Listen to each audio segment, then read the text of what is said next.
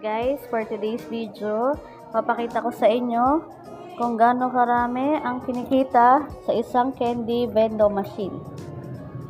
Ayan. Ayan. Kita nyo may mga papel pa and may mga coins. So, kuhanin natin.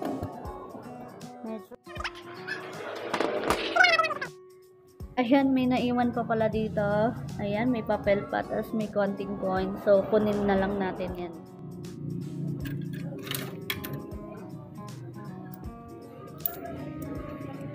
Nalalaglag kasi siya.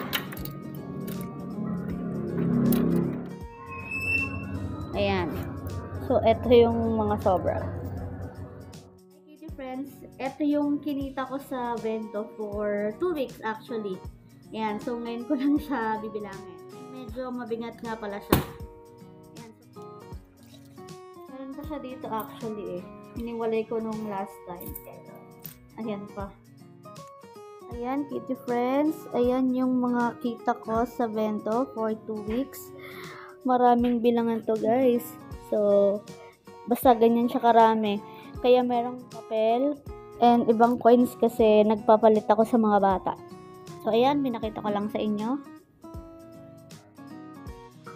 So, ayan kitty friends, simulan na natin magbilang. Tara, samahan nyo ako.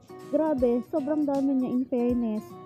Kayanin ko kaya itong matapos within the day. Hahaha. Sobrang dami kasi niya eh, diba? Pero okay lang, at least may kinikita kahit papano, kahit nasa bahay lang, diba? Na wala ka masyadong binabantayan, kesa wala kang kinikita araw-araw, diba? At saka worth it naman kasi nakakatulong din naman to para sa gastusin sa bahay. Kasi ang maganda dito, iiwanan mo lang naman siya sa labas ng bahay or sa labas ng store mo or kung saan man. Kasi no need bantay naman to, wala din kuryente na ginagamit. Kaya less hassle din para sa kagaya natin. Na-busy rin sa trabaho or sa ibang mga bagay. Kumbaga hindi madalas matututukan ng negosyo, kaya through this vending machine, kumbaga pinadali niya yung trabaho natin as a businesswoman.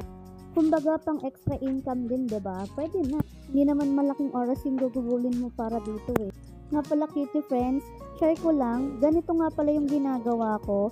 Ang ginagawa ko muna is sinosort ko muna yung mga tig 1 pesos, 5 pesos, 10 and 20 pesos para mas madali siyang bilangin at organize yung tingnan. Saka less time consuming na din. Kung ganito yung gagawin nyo, ganito din ba yung style nyo kitty friends? Tama naman ako, diba? Agree ba kayo dyan?